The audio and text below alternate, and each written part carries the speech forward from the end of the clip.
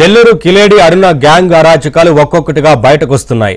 మద్యం సేవిస్తూ కిలేడి అరుణ గ్యాంగ్ హల్చల్ చేసిన వీడియోలు ఏబిఎన్ కి చిక్కాయి.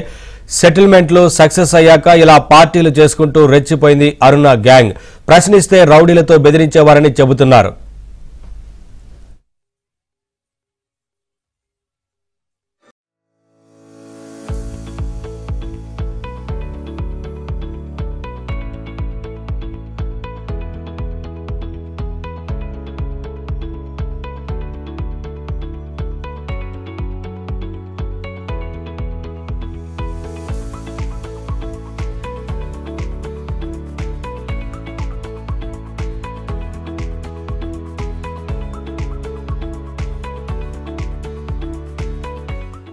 నెల్లూరు కిలేడి అరుణ గ్యాంగ్ అరాచకాలు ఒక్కొక్కటిగా బయటకొస్తున్నాయి. మద్యం సేవిస్తూ కిలేడి అరుణ గ్యాంగ్ హల్చల్ చేసిన వీడియోలు ఏబిఎన్ కి చిక్కాయి. సెటిల్మెంట్లు సక్సెస్ అయ్యాక ఇలా పార్టీలు చేసుకుంటూ రెచ్చిపోయింది అరుణ గ్యాంగ్. ప్రశ్నిస్తే రౌడీలతో బెదిరించేవారని చెబుతున్నారు.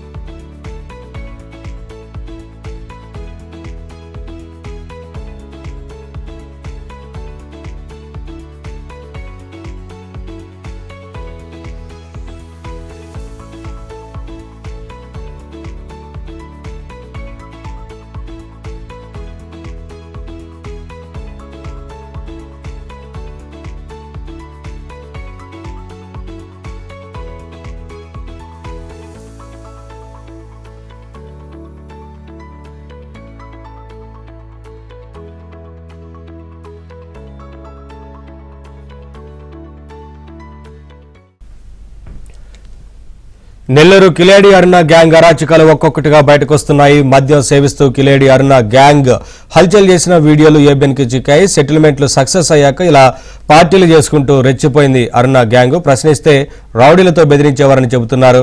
ఇదే అంశానికి సంబంధించి అప్డేట్స్ మా కరెస్పాండెంట్ మహేష్ అందిస్తారు. మహేష్, వారి ఆగడాలు అరాచకాలు ఒక్కొక్కటిగా బయటకు వస్తున్నట్లుగా తెలుస్తా ఉంది కదా, ఏంటి అప్డేట్స్? పోలీసులు ఏం చెప్తున్నారు?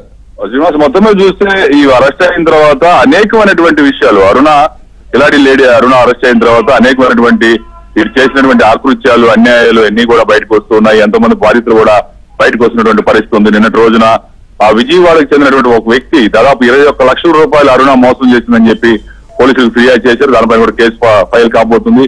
అలాగే ఈ రోజు మార్నింగ్ కోవూరుకి కొంతమంది గిరిజనులు వచ్చారు. వాళ్ళందరూ కూడా ఇళ్ల స్థలాలు ఇప్పిస్తారని దాదాపు లక్షల రూపాయలు రోజువారీ కూలి పనులు చేసుకునే ఆ గిరిజనుల నుంచి కూడా తీసుకున్నటువంటి పరిస్థితి ఉంది.